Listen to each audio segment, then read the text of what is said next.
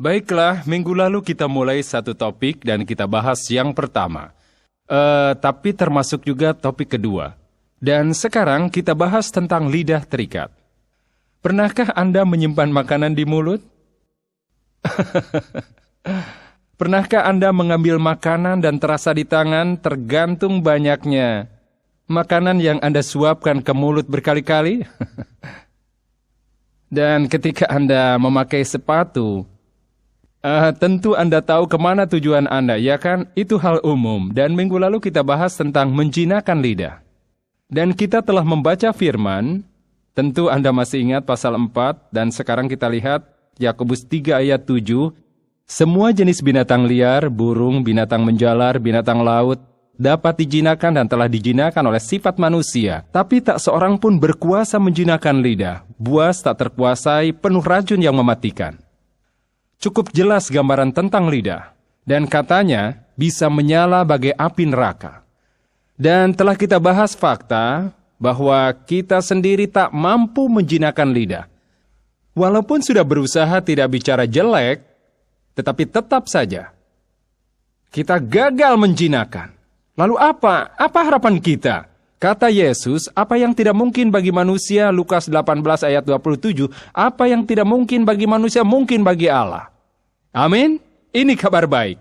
Walau kita belum mampu menguasai lidah, kita dapat mengendalikannya dengan kuasa dan bantuan Roh Kudus. Dan pertanyaannya, mengapa kita harus menjinakkan lidah? Karena lidah kita berpengaruh dahsyat terhadap hidup kita. Dalam kitab suci dikatakan, Yakobus mengatakan dalam Yakobus 3, ia menyebutkan ia beri 3 alasan mengapa harus menjinakkan lidah kita. Pertama, karena lidah kita mempengaruhi nasib kita. Dan di ayat 3, kita mengenakan kekang pada mulut kuda, sehingga ia menuruti kehendak kita, dengan begitu kita dapat mengendalikan seluruh tubuhnya. Dan lihat saja kapal, walaupun amat besar dan digerakkan oleh angin keras, namun dapat dikendalikan oleh kemudi yang amat kecil. Menurut kehendak jurumudi, demikian juga lidah, walaupun suatu anggota kecil dari tubuh, namun dapat memegahkan perkara-perkara yang besar. Dan katanya, walaupun lidah bagai kemudi kapal besar begitu kecil, atau walau lidah seperti kekang di mulut kuda, kekuatannya dahsyat. Walaupun kecil, kekuatannya sangat besar untuk bisa menentukan arah kapal besar atau kuda itu. Dan katanya, lidah kita mampu menentukan arah tujuan kita. Kita bisa tentukan mau kemana kita hanya dengan ucapan kita. Amin. Dan kita bisa meramal diri. Kita bisa tentukan mau jadi orang gagal atau sukses hanya dengan ucapan kita. Jadi kita harus waspada supaya jangan membuat nasib buruk yang ditentukan melalui kalimat negatif yang kita ucapkan. Dan katanya lidah Anda dapat menghancurkan hidup Anda. Di ayat 6, lidah pun adalah api. Ia merupakan suatu dunia kejahatan dan mengambil tempat di antara anggota-anggota tubuh kita sebagai sesuatu yang dapat menodai seluruh tubuh dan menyalakan roda kehidupan kita, sedangkan ia sendiri dinyalakan oleh api neraka. Dan katanya lidah kita dapat menghancurkan hidup kita. Berapa banyak pernikahan telah dihancurkan? Berapa anak telah dihancurkan karena kata-kata negatif yang kita ucapkan satu sama lain? Dan kita hancurkan hidup kita sendiri. Lidah kita bagai nyala api yang membakar apa saja yang dilalui. Dan ketiga, Yakobus berkata pada kita bahwa kita perlu menjinakkan lidah kita karena lidah kita menyatakan watak kita. Kalau kita ingin tahu tentang seseorang, dengarkan saja apa yang diucapkan. Karena ucapan kita menentukan kondisi kerohanian kita, atau kita dapat memberitahukan kondisi kerohanian masing-masing melalui ucapan kita. Yesus berkata begini, dalam Matius 12 ayat 34, karena yang diucapkan mulut meluap dari hati. Dan orang mengatakannya begini, apa yang ada di lubuk hati akan keluar dari mulut. Maka apa yang ada di dalam hati akan kita ucapkan. Oh maaf, bukan maksud saya begitu, hanya bercanda. Ya, apa yang ada di dalam hati keluar. Maka kadang kita katakan orang lain lebih susah. Orang itu suka mengkritik, orang itu sombong. Dari mana kita tahu itu? Dengar saja kata-katanya. Orang bisa tahu kerohanian kita melalui kata-kata. Jadi ucapan kita mengungkap watak kita. Nah itulah alasan lain mengapa kita harus belajar menjinakkan lidah kita. Amin. Efesus 4 ayat 29 mengatakan, Janganlah ada perkataan kotor keluar dari mulutmu, tetapi pakailah perkataan yang baik untuk membangun di mana perlu, supaya mereka yang mendengarnya beroleh kasih karunia. Maka kata Yakobus, kita bisa bicara yang negatif, kasar, menusuk, atau kita bicara positif, menolong, perkataan yang membangun. Ucapan kita begitu dahsyat. Maka kata Yakobus, kita harus bicara positif, menolong dan memberi semangat, dan bicara yang menguatkan orang lain. Cara itulah yang diinginkan Allah bagaimana kita bicara. Tidak melukai hati, tidak menghina orang, dan tidak menjatuhkan. Allah tidak ingin kita menggunakan lidah kita menyala-nyala seperti api neraka. Ia ingin membantu mengendalikan lidah kita, ingin menggunakan lidah kita untuk berbuat baik dan membangun. Amin. Nah, bagaimana menguatkan? Ini yang Allah ingin kita lakukan. Ia ingin kita seperti pelatih, seperti cheerleaders yang menyemangati orang lain. Anda tak ingin dikuatkan? Tak ingin disemangati? Amin. Jadi kata-kata kita harus ramah dan bisa menguatkan sesama. Nah, bagaimana Anda menguatkan sesama? Pertama, berkatalah yang jujur. Amsal 12 ayat 22 berkata, orang yang dusta, bibirnya adalah kekejian bagi Allah. Tetapi orang yang berlaku setia dikenannya. Nah, mengapa Allah benci kebohongan dan menyukai orang yang berkata benar? Karena kejujuran itu menguatkan. Jika kita jujur, kita makin dipercaya. Orang makin semangat. Tapi kalau kita tidak jujur, suka berbohong, tidak akan dipercaya dan persaudaraan pecah. Itu yang dibenci Allah. Dan lalu siapakah? Siapakah bapa segala dusta? Kata Injil, setan sendiri. Siapakah bapa kebenaran? Alkitab mengatakan, Yesus adalah jalan kebenaran dan hidup. Nah, kalau kita bohong, kita bertindak seperti musuh. Kita bicara kebenaran, kita bertindak seperti Allah. Amin. Tentu, kita ingin bertindak seperti Allah. Tidak ada yang suka dibohongi. Persahabatan bisa rusak oleh kebohongan. Dan ada orang yang tidak bisa punya banyak teman karena sering sekali berbohong. Dan masalahnya ini yang parah. Si pembohong menganggap kebohongannya itu benar. Apakah Anda pernah dengar orang berkata, mereka terlalu banyak berbohong hingga yakin pada kebohongannya? Ya, tidak baik bukan? Kalau kita mau menyemangati orang lain, pertama kita harus berlaku jujur. Ucapan kita harus jujur. Mau bicara bohong atau mau bicara jujur. Kalau mau bangkit, jangan berbohong. Bicaralah yang benar. Amin. Kedua, kita bisa menyemangati orang lain bukan hanya dengan bicara jujur, tapi bicara dengan kasih. Kadang beberapa orang jujur pada kesalahan. Pernah dengar itu? Jujur pada kesalahan, tapi apa maksudnya? Mereka cepat sekali berkomentar kalau ada orang salah. Hei, itu salah, jangan begini, jangan begitu. Cepat sekali mereka memberitahu Anda. Dan bahkan terkadang bicara, oh, aku hanya mau jujur padamu. Yang dipikirkan hanyalah tak lain mengoreksi kesalahan dengan cara menusuk perasaan. Apa tidak ada cara menegur yang lebih lembut? Amin. Soalnya bukan apa, tapi bagaimana menyampaikannya. Amin. Kata-kata keras dan tak berperasaan dapat menghancurkan orang. Efesus 4 ayat 15, tetapi dengan teguh berpegang pada kebenaran di dalam kasih. Kita bertumbuh di dalam segala hal ke arah Dia, Kristus yang adalah kepala. Kita bicara benar, ya bicara benar dalam kasih, amin. Memang kita bisa jujur, kita bisa benar, boleh terus terang ke orang lain apa yang kita pikirkan dan rasakan, tapi cara menyampaikannya yang penting.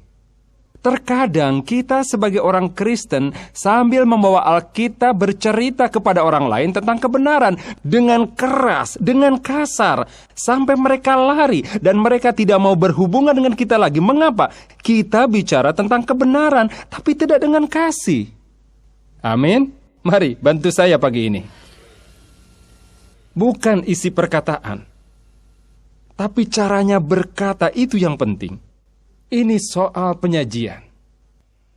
Mungkin Anda pernah bertemu seseorang yang menyampaikan kebenaran dengan rendah hati, lemah lembut, dan Anda menerimanya. Dan orang lain bicara tentang hal yang sama, tapi sikap dan cara menyampaikannya membuat Anda tidak mau menerimanya. Karena terlalu keras, seperti menghalau kupu-kupu dari wajah orang dengan ayunan palu besi. Jadi ucapkanlah kebenaran, tetapi gunakan kata-kata penuh kasih, kalimat kasih yang menguatkan. Dan untuk menguatkan sesama, pertama, yang penting bicara yang jujur. Dan kedua, dengan ucapan penuh kasih. Ketiga, kita menguatkan sesama dengan cara hati-hati berbicara. Nah, siapa di antara Anda yang sudah hati-hati kalau bicara? Amsal 21 ayat 23 berkata begini, siapa memelihara mulut dari lidahnya, ini dia hasilnya. Memelihara diri dari kesukaran. Memelihara mulut dan lidah. Penegak hukum ketika menangkap orang berucap, Anda punya hak untuk tetap diam. Sebab apapun ucapan Anda bisa dan akan digunakan menilai Anda. Jadi jangan banyak bicara sebab bisa mencelakakan diri sendiri. Amin. Anda bisa menyalahkan diri sendiri hanya dengan perkataan Anda. Jadi hati-hatilah bicara, dan kata kitab suci, pelihara mulut dan lidah. Jadi kita perlu hati-hati. Sudahkah kita hati-hati dalam menasehati anak kita? Hati-hati. Jangan katakan anak Anda tolol. Amin. Hati-hati saat menasehati pasangan. Bisa-bisa mereka melakukan sesuai umpatan Anda. Amin. Jadi kita harus hati-hati. Hati-hati bicara tentang diri Anda sendiri. Jangan mencela diri sendiri. Anda bisa jadi seperti apa yang Anda ucapkan. Amin. Jangan omong jelek. Jadi kita harus sangat hati-hati. Kalau kita pergi ke makam, apa kita tidak hati-hati saat bicara? Sambil jalan, kepala menunduk, sikap tangan sopan. Sambil jalan, kita tidak berani berbicara sembarangan. Mengapa? Mereka sudah begitu banyak beban, mereka sangat berduka, maka kita berusaha untuk tidak berbicara yang tidak pantas. Saat Anda di makam, tentu Anda tidak bilang, hei almarhum ingin masuk neraka atau surga.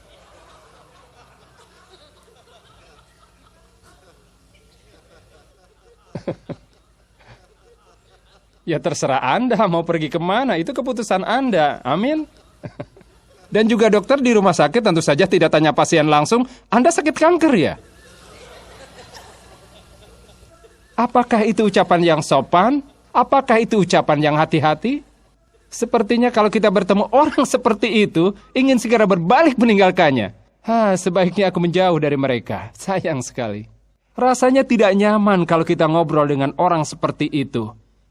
Mengapa mereka tidak hati-hati dengan ucapan mereka? Apa yang ada di kepala keluar dari mulut, tidak mereka pikirkan akibatnya.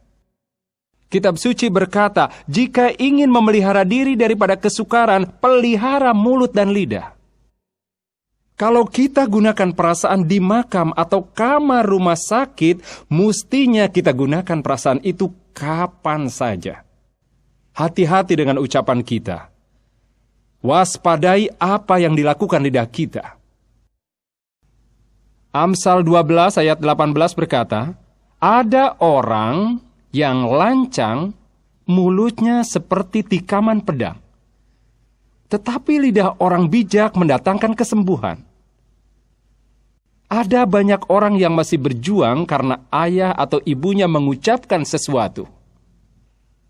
Ada banyak orang yang tidak berhasil dalam hidupnya karena mereka menikah dengan orang yang ucapannya buruk. Akhirnya mereka gagal. Dan mereka masih coba mengatasi kata-kata yang telah diucapkan oleh lidah yang tajam. Mari, kita lakukan lebih baik dari itu. Alkitab mengatakan, janganlah ada perkataan kotor keluar dari mulutmu. Tetapi pakailah perkataan yang baik untuk membangun. Allah tidak ingin kita jadi palu besi yang menghantam orang. Tapi Ia ingin kita jadi pelatih dan cheerleader. Ia ingin kita jadi penyemangat dan menyemangati orang lain. Kita harus hati-hati dengan ucapan kita. agar kita dapat membangun sesama dengan ucapan yang menguatkan. Ucapan menguatkan. Jadi begini, anggaplah ini seperti kalau kita ke kotak surat. Kalau Anda seperti saya, Anda ke kotak surat dan dapat yang Anda inginkan. Ya surat. Ya kan? Mungkin Anda dapat banyak. Semua bikin penasaran, ya kan? Sekitar 13. Ya, begitulah. Lalu Anda dapat surat khusus. Ada nama Anda di sana. Anda tahu kemana arah pembicaraan ini? Dan Anda bilang ini bukan surat biasa. Lalu tiba-tiba Anda ambil amplopnya dan merobek dan membukanya. Mengapa? Karena Anda berharap mungkin ada kata-kata menguatkan dalam surat itu. Dalam surat itu. Kita suka surat seperti itu. Mengapa? Karena kita semua suka dikuatkan. Kita semua butuh pendorong. Hidup itu berat. Kita butuh penyemangat. Saya butuh penyemangat, Anda butuh penyemangat. Amin. Begini, kalau hidup Anda sedang terpuruk, Anda tidak butuh pelatih yang menuding Anda mengapa sampai terpuruk. Tapi Anda butuh orang yang memberitahu Anda bisa sukses. Amin. Dan kadang kita jumpai orang di sekitar kita yang menganggap tugas mereka menuding perbuatan orang lain. Dan Allah ingin umatnya jadi pelatih, cheerleader. Ia ingin umatnya berdiri dengan spanduk bertuliskan, kamu bisa, kamu pasti menang, maju terus, memang nilaimu tertinggal 50 poin, tapi masih setengah jalan bisa ditempuh. Amin, ayo. Dan sesungguhnya pelatih yang berhasil adalah yang mampu menyemangati orang lain agar bebas dari rasa takut. Kalau Anda bisa mendapatkan pelatih semacam itu, ia akan selalu berkarya. Kalau Anda dan saya bisa belajar jadi penyemangat dan bukan pencela, kita dapat membantu orang menyempurnakan hidupnya. Amin. Dalam Alkitab dikatakan di 1 Tesalonika 5 ayat 11, karena itu nasihatilah seorang akan yang lain, dan saling membangunlah. Saling membangun dan saling menguatkan. Itu yang perlu kita lakukan. Kita perlu saling membangun. Kita perlu saling menguatkan. Nah, sebagian Anda mungkin sudah berhasil dalam hal ini. Anda selalu punya kalimat positif, Anda selalu menguatkan. Tapi sebagian kita, sungguh saat yang ajaib bisa punya kata-kata yang menguatkan. Amin. Dan kita perlu mendapatkannya. Perlu semangat baru dalam diri kita, berhenti mengkritik, menghakimi, dan mencari kesalahan, dan kita perlu jadi penyemangat dalam hidup ini. Amin. Siapa yang ingin jadi penyemangat? Dan sebagian dari kita, bukan sebagian kita, tapi kita semua bersama orang lain yang hampir putus asa. Mereka siap kabur dari arena kehidupan karena mereka sangat takut. Mereka sangat terpuruk. Dan Allah ingin kita jadi suaranya. Maka katakanlah, wahai saudara-saudariku, memang hidup itu berat. Dan ketahuilah, pencuri siap membunuh, mencuri dan menghancurkan, tapi Yesus datang dan membuat hidup dan berkelimpahan. Saudaraku, kau bisa mewujudkannya. Saudariku, kau bisa mengatasi problemmu. Biar kata orang bilang ini, bilang itu, kau nganggur, masih ada pekerjaan untukmu. Biar Anda masih susah, janganlah khawatir. Anda masih bisa berhasil, saudaraku. Anda bisa sukses. Amin? Anda setuju? Bayangkan kalau kita jadi penyemangat dan mulai menyemangati diri sendiri dan saling menyemangati antara suami istri, tahukah Anda, kita bisa lebih baik dalam hidup kalau pasangan kita jadi pembina kita. Amin? Tahukah Anda kalau anak kita berkat orang dewasa mereka tidak takut berbuat apapun dalam hidup? Kenapa? Orang tuanya bilang, kau bisa lakukan apapun, berbuat apa saja, kau pasti bisa. Allah membekali kebutuhanmu. Coba lakukan, buktikan, maju terus. Amin. Makanya mereka tidak takut apapun. Mereka siap mengatasi dunia. Kenapa? Karena orang tuanya selalu menyemangati. Bicara tentang hidup. Amin. Cobalah renungkan ini. Tak ada yang mustahil bagi Anda. Tidak ada bukit yang sulit dinaiki. Amin. Tak ada lembah curam yang sulit dijelajahi. Ada Yesus Kristus di samping Anda, ada firman Allah beserta Anda, janji Allah Anda mampu berdiri, sanggup bertahan untuk menjelajahi lembah hingga ke seberang. Amin. Gembala yang baik selalu menyertai saudara, yang berjanji hamparkan padang rumput hijau tempat saudara berbaring. Saudara akan dibawa ke danau yang tenang. Ia akan membawa saudara ke seberang yang lain. Amin. Jadi kita jangan menyerah dan kalah. Kita bisa saling membangun dengan firman Allah dan jadi penguat bukan penghancur. Kita bisa gunakan lidah kita dengan baik, dengan roh dan kekuatan Allah untuk maju, dan stop mencaci maki dan mencela, stop cari kesalahan, menghakimi dan mengkritik. Mari jadi penyemangat supaya nanti banyak orang ingin tahu tentang Yesus yang kita cintai, Yesus yang kita layani. Amin. Dan kata Paulus, janganlah ada perkataan kotor keluar dari mulutmu, tetapi pakailah perkataan yang baik untuk membangun di mana perlu, supaya mereka yang mendengarnya beroleh kasih karunia. Kalimat mulia, bukan? Kitab suci yang luar biasa. Perlu waktu seumur hidup untuk mempraktekannya. Tapi puji Tuhan, kita dikuatkan oleh firman Allah. Baiklah, mari kita berdoa bersama. Terima kasih Tuhan Yesus, jinakanlah lidah kami dengan roh Allah. Bimbing dan bantulah kami sekarang. Kami mau jadi penyemangat. Kami akan pakai perasaan kalau bicara, seperti waktu ke pemakaman, atau saat berkunjung di rumah sakit. Kami akan hati-hati dalam bertutur kata agar tidak melukai perasaan sesama. Kami semua sekarang memohon ampun di hadapan-Mu ya Allah, karena tutur kata kami yang sering menyakiti sesama. Ya Allah, kami sungguh sedih melihat lidah kami. Kami tak ingin punya musuh karena lidah kami yang tajam. Kami rindu roh Allah, kami serahkan lidah di mulut kami dan ucapan kami kepadamu. Ya Bapa, kami berserah padamu. Kami ingin jadi pembangun. Kami tak ingin menghancurkan orang lain. Ya Allah, kami ingin menguatkan, bukan melemahkan.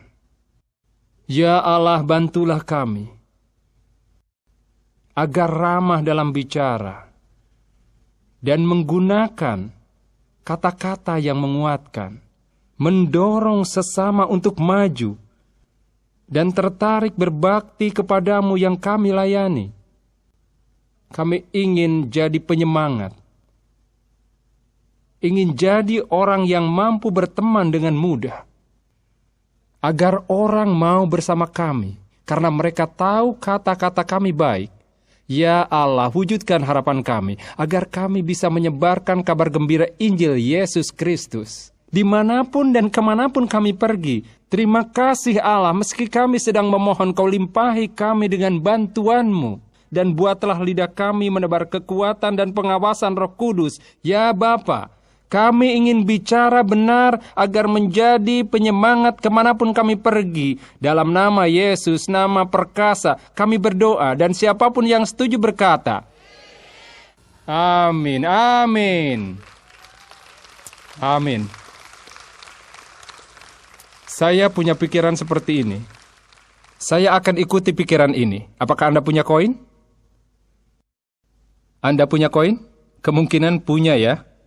Bagaimana kalau kita taruh beberapa koin di saku kita? Dan itu mengingatkan kita untuk bicara yang memberi semangat. Kita perlu bicara yang bisa menguatkan orang lain. Taruh beberapa koin di saku kita. Berapapun nilainya, terserah Anda saja. Bisa dikatakan setiap kali, tiap hari kita usaha kasih semangat hidup pada pasangan kita. Dan tiap kali kita bicara yang positif, ambil satu koin, pindahkan ke saku lainnya. Sampai semua koin yang ada pindah dari saku yang satu ke saku yang lainnya. Amin. Jangan sampai hari berlalu tanpa menggunakan koin untuk memberi semangat dan membangun orang lain. Letakkanlah koin Anda pada ucapan yang baik, hari berikutnya ambil koin, dan esok paginya taruh di saku Anda. Dan saat Anda merasa ada koin di saku Anda, katakan, oke, akan kuputar koinku di atas kata-kata yang menguatkan. Sekarang aku akan bicara positif pada seseorang hari ini. Amin. Bagus sekali baju yang Anda pakai. Terus terang enak sekali dilihatnya. Anda rajin olahraga ya, pantas badan Anda kekar. Lalu saya ambil 1 koin. Amin. Lalu dia bisa bilang, aku suka orang itu. Oh, keren banget. Dia baru saja memuji ototku. Dan ia hanya memuji pasangannya begini. Oh sayang, kau tampak bergairah hari ini. Amin. Mungkin Anda langsung menggendongnya. Tapi apa Anda sudah menaruh koin di saku baru menggendongnya? Dan ucapan kata yang lain, kau cantik sekali, aku sayang padamu. Semoga Allah memberikan karunia pada Anda hari ini. Kita terapkan firman Allah. Allah memberkati, semoga kita dalam lindungannya. Terima kasih.